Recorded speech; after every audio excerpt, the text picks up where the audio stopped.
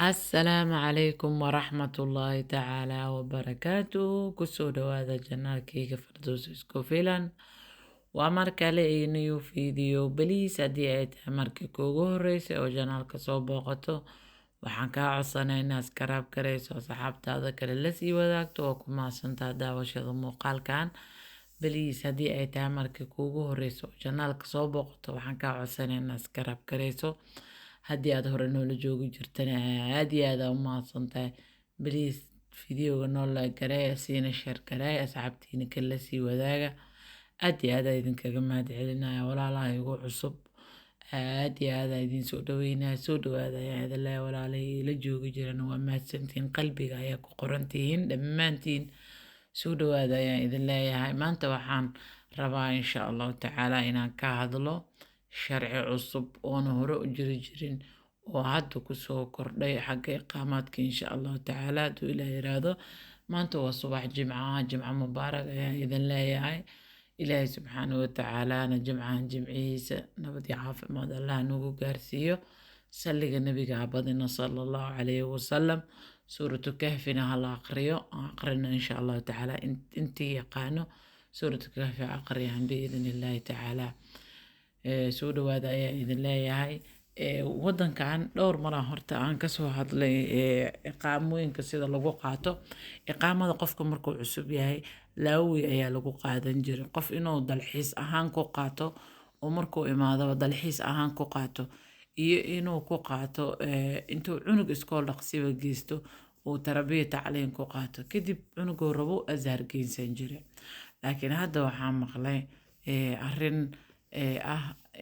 iskuulaad gabar abaa ila wadaagtay markaas aan sii weydiiyana sharci cusub waa laygu dhah saasaan jeclaystay inaa idinla sii wadaago moor kaletoodna waan sii raadi doonaa insha allahu tacaala adina haddaa qaahira ku sugan tahay informationkas waa raadi kartaa hadduu ilaah yiraahdo walaalaha ku cusub oo danaynaya insha allahu tacaala hadduu ilaah yiraahdo wadankan inay hadda ilmi iskool geystaan ama walaalaha usoo socdoo rabo weyga iqaamooyinka ku qaada lahay because waxaa idinla wadaaga waxay tahay wax walba oo wadanka ka jira inaad la socotiin adinkoo ka maqan iyo haddaa joogtidba oo aa ku cusub tahaba insha allahu tacaala hadduu ilaa yiraahdo marka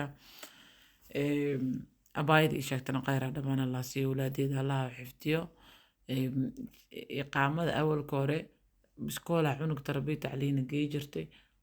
ayagaa ku siin jireen lagu qaadan jira warqada aa kusoo qaadanaysa inuu cunugaaga iskool dhigto kabacdina saasaa lagu qaadan jiray laakiin haddeertaan sharcigan cusub waxaa maqlay in tarbiya tacliinba ay ku weydiinayaan inaa iqaamo haysata baayse ii sheegta waxay igu dhahday gabar oo maxaa la dhahaa oo faamilkeeda ilmo iskool geysay registration feegi way bixisay mar alla markii ay rabtay inay warqada ayaga ka qaadato ayagaa waxay dhaheen waa inaa iqaamo haysato marka wiil sharci yaqaan oo wadankan joogaa weydiiyey dhahda asigana wuxuu dhahay taliya sharci cusub waaye marka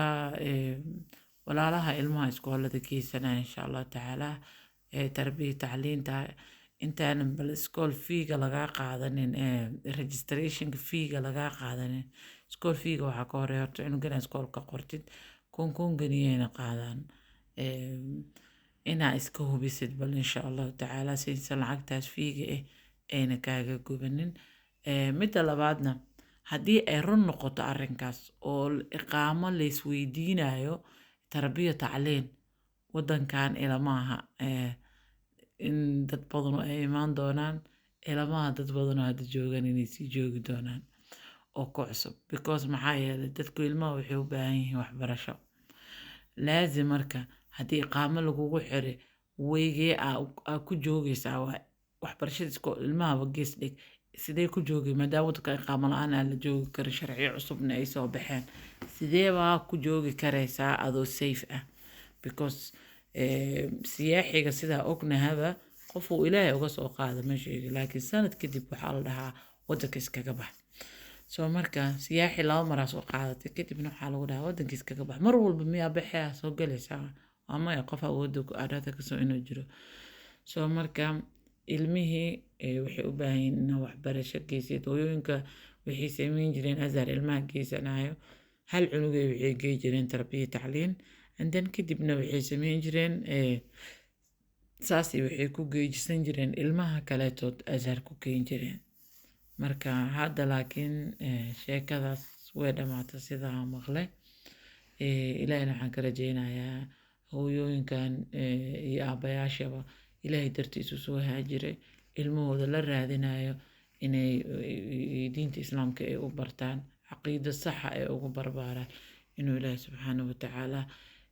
si sahlan oo ilaahay wax noogu fududeeyo biidni illaahi tacaala baari. marka arrinkan bal haddii aad tahay waalid ku sugan masar ku cusub insha allah tacaala si fiican u baar hadduu ilaahay yiraahdo. iskoolaadkan ayaa laynkaga qaadanin iskool maxaa la registration feega maadaama ayagiiba lagu qaada lahayba ay raadinayaan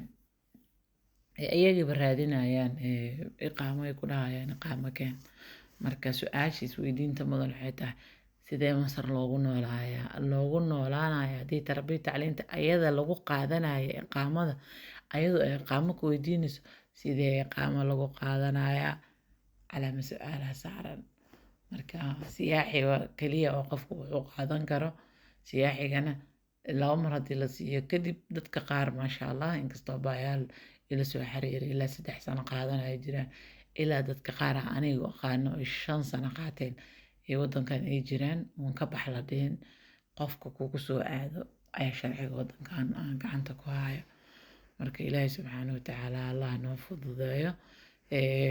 midda kale oon rabo inaan idinla wadaago waxay tahay tarbiya tacliina cunug u dhigo jiray cunuga azhar cunugiisatay weli maxaa usii baahan tahay tarbiya tacliin inaad qaadatid maya uma baahnid. haddaad cunug azhar geysatay azharkaagia azhara iqaamada asaa ku leedahay waa inuu iskoolkaaga uu diro oo lacagta iskoolka intaa dhiibtid warqadda la diro oo iqaamada ku qaadanaysid qaybta sarwad aad tagtid foom aad buuxisid. mar haddaad foomkaas buuxisid oo warqadahaaga lagaala wareegana laguma ganaaxay haddii 6 bilood xitaa kaa maqantaa saas inaad la socotiin insha allahu tacaala. kuma qasbanid inaad haddana cunug kala raadisid oo tarbiya tacliinkiisa oo tarbiya tacliin adoo cunug azharkoo dhiganaya aa geysid. markaa ku cusubtaa aniga markaa ku cusbaa 21kii waa aan qaatay wax dhibana ilaahay subxaanahu watacaala igama tusin. waxaa aqaanaa gabdho kale oo bilooyin ay ku qaadatay because inti foomkaagii waxa lasoo wareejinaa dadka iska daba wareeg badan yihiin ay bilooyin ku qaadatay. marka laakiin maalinka aad foomkaaga buuxisid oo aad sarwad meesha la dhaho madiinata nasr ay ku taalaa oo azhar marka horeeto broseska ugu horeeyo iqaamada laga bilaabo meeshaas diiba foomkaaga aad buuxiso oo lagaa qabto oo lagu yiri waa lagu soo wacayaa sawiraa lagu soo wacaa haddii lagu dhaho 6 bil kadib baa lagu soo waco ama 6 bil kadib aa qaadatid wax ku ganaaxaya ma lahan oo ganaax waa ka badbaaday. warqad oo cafisa oo macafiga la dhaho aa ka qaadanaysaa isla sarwadkii qalaas saasaana uga badbaaday. marka gabdhaha ilmahooda u yihiin maxaa la dhahaa azhar ha ka walwalinina waa lagu ganaaxanayaa lagu dhihin wax ku ganaaxaya ma lahan. haddii mar aad buuxiso foomkaas maxaa la dhahaa si safe ah ku joogaysaa iqaamo qof ay u xareysan tahay. marka inkastoo hadda wadankan aan wax jidad ka taagan iyo wax isqa qabanaya iyo midna aysan jirin haddana qofka inuu iqaamadiisa haysto aad iyo aad ugu fiican tahay. laakiin hadday ku xareysan tahay wax walwala ma qabtid. marka the first thing oo azhar gabdhaha iqaamada hadda sanadkan ku cusub oo ku qaadanayaan waxaad tagaysaa meesha iqaamada laga qaato oo bucuuth al-islaamiya aad tagaysaa waxaa kasoo qaadanaysaa foom cunugaaga iyo adiga 2 cunug hadaa tahay 2 cunug iyo adiga 3 cunug hadaa tahay 3 cunug iyo adiga soo qaadanaysaa foomkaa buuxsanaysaa ilmaha dhalashadiisa oo koobi ah waxaa ku ridaysaa baasaboorkiisa oo koobi ah baasaboorkaaga oo koobi ah dhalashada ayadoo oo caadigeeda ah waa ina laazim ah qaadatid kadibna meeshaasaa tagaysaa. laakiin markuu cunugu cusub yahay ilaa 3 koobiya la iska rabo dadkan dadkooda u shaqeeya marka koobiyo badan ay aruursadaan marka ilaa 3 koobi ka sameyso koobiyo badan ku rido insha allahu tacaala.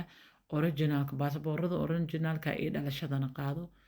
بإذن الله لبا صور ومحالة دها وصور عادي صورة شخصية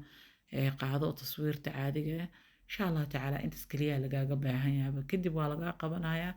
وحن لو قد بنايا قيبتك لو بعوث وحكا قبنا قيبة الثروت كدب نوال وصوّع دونا إن شاء الله قيبة الصور كاتك دونتا قبلها أزر قاعدنا واي مركا سودا وهذا يا هيد الله يا صحابي مركا لو يدين سودا وينا إن شاء الله تعالى بليس هدي أو جنالك كو اسكراب كريسنين اسكراب كري فيديو قدميسي إن شاء الله تعالى because waxaan arkaa dad su-aal iga soo weydiinayo